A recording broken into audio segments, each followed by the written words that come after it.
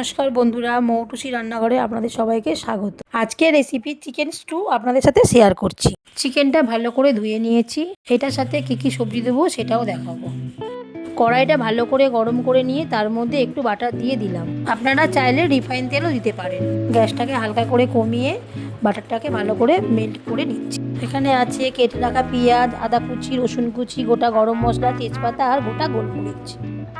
ওটা মেল্ট হয়ে গেছে, তার মধ্যে দিয়ে দিচ্ছি তেজপাতা, গোটা গোলমরিচ, গোটা গরম মশলা, আর দিয়ে দিচ্ছি আদা কুচি, রসুন কুচি আর কেটে রাখা টুকরো পেঁয়াজগুলো। এগুলো হালকা করে একটু ভেজে নিচ্ছি। ভাজা ভাজা হয়ে গেছে, এবার দিয়ে দিচ্ছি চিকেনগুলো। চিকেনটাকে ভালো করে ভেজে নিয়ে তার মধ্যে দিয়ে দেবো, আমি দিচ্ছি কেটে রাখা আলু, পেঁপে, গাজর।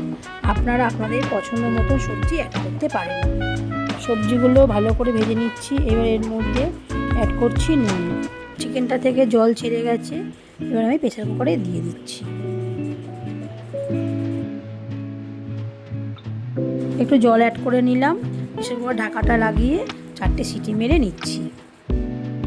রেডি হয়ে গেছে আমাদের চিকেন স্টু। দিয়ে দিলাম একটু গোলমরিচের গুঁড়ো আর একটু বাটার।